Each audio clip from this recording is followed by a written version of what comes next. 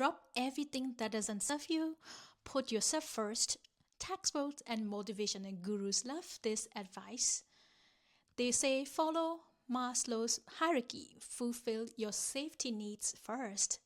The textbook's answer to self-care for a carer sounds leave the person you care for. Can you do that?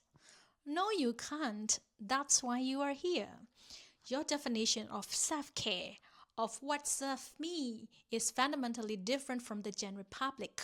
You are compassionate enough to care for another person at the expense of your own health, but is that compassion or is it biological imperative that we haven't understood? Let's dive into the why behind your overwhelms and your endless sense of duty by comparing raising an ordinary child to adult caregiving.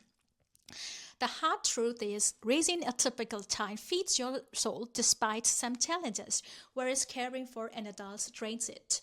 When raising for a child, you avail from the dopamine surges every now and then, especially when the baby's mimicking your speeches, crawling, smiling, and reaching to the next developmental stage. These development signals your brain's reward loop. Therefore, you feel accomplished although you are stressed thin and overwhelmed. This is because the brain releases hormones such as dopamine and oxytocin. This then encourages and reinforces you to complete more tasks, feeding, soothing, teaching with joy. When caring for an adult, chances are more declined states than progress. Or improvements takes enormous time leaving to test your patience. Hence, the most successful outcome is very likely to be a status quo. This ambiguity of progress does not support the positive feedback loop or dopamine loop. Instead, the high-stakes physical demands and the constant unpredictability activate your stress system, flooding your body with cortisol or the stress hormone.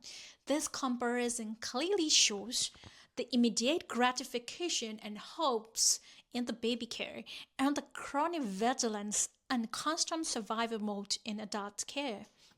From the control perspective, you feel things are in control because there is a positive reward, baby's development as you care, feed, and nurture. The results are predictable too. On the contrary, chances of feeling loss of control as the progress depends on your quality of care at the minimal level. Your care may improve certain aspects such as logistic administration or nutrition. There is no control over the sickness or improvement from it. Even nutrition, it depends on other medical conditions of the person you care for. They may not benefit in proportion to your care. Furthermore, you cannot fix the underlying conditions most of the time. The sicknesses are their own battles where your involvement benefits least. These circumstances then reduce your locus of control, triggering your anxiety and deep exhaustions. The lack of control forces you into a constant state of defense and vigilance. Therefore, a lack of reciprocal results in adult caregiving reinforces guilt, resentment, and a profound sense of failure in you, despite your incredible efforts and care. What you learn from this comparison is you need to manage your expectations, especially in adult caregiving, because there are fewer variables you can manage than an infant care. So what will happen if you can't manage your expectations, including the progress of the care for person's health? You will burn out yourself. Another likelihood is you will potentially mask your feelings and emotions rather than regulating them. In other words, you are keeping the scores of stresses in your body than managing it. The deeper you are stressed, the lower your ability to cope with your burnout and emotions. When you are upset with your messy state of burnout and emotional spillover, you will tend to normalize actions such as drinking, smoking, over-caffeinating, keeping yourself busy, doom scrolling, compulsive spending for the care for person, etc. to ease your tension. This is not coping. In fact, it is masking, which will later worsen your mental health. You are just delaying your symptoms with I am okay hashtag. Then what is the true coping mechanism?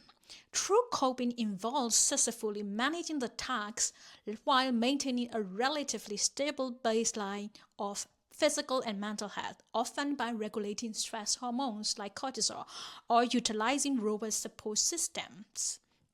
This is exactly what I learned to do by developing and testing the leader framework, a 6-step methodology that guides you from reactive survival to proactive leadership of your own life.